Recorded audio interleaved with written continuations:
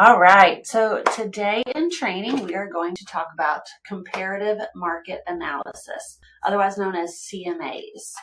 A CMA is a report that you are going to prepare that's going to determine a property's current market value. So it's going to compare a subject property, whether it is a home that you're going to list or a home that you're going to help write an offer on. Okay, these are called comps. What happens is you are going to take that home, find all of its basics. So whether that is how many bedrooms, how many bathrooms, square footage, the age of the home, you're going to find are similar to that on the same street, in the same neighborhood, in the same area, and you're going to compare them.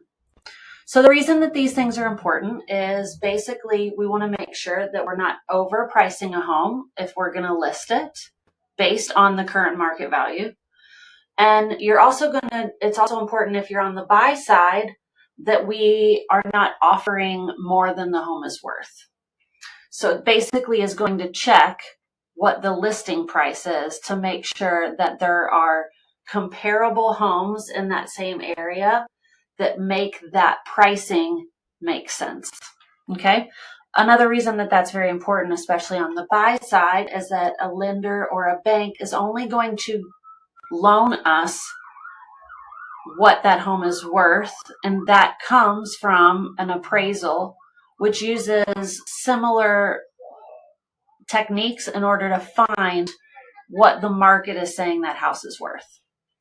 So when you go to do a CMA, you are going to compare active homes on the market, which is going to be your competition, or homes that have recently gone under contract. Of course, we won't know the number that they actually end up with until the home closes, but you'll know that they were priced in a way that made a conversation start, and they were able to negotiate something that made the seller happy as well as the buyer happy. The last one that you're going to do is you're going to find homes that have sold. Those are what truly tell us what the market says these houses are worth. So when you're doing CMAs, you're going to look for anywhere between 6 and 9 comparable properties to your subject property.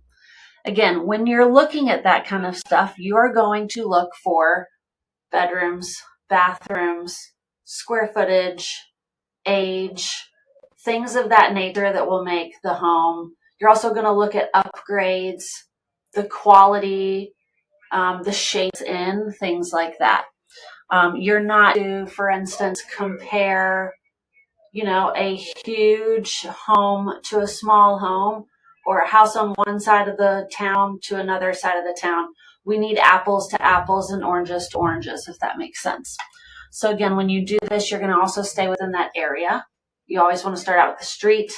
Then you're going to kind of go to the neighborhood. I would say give yourself 2 1/2 miles. You should be able to find enough comps to make it make sense.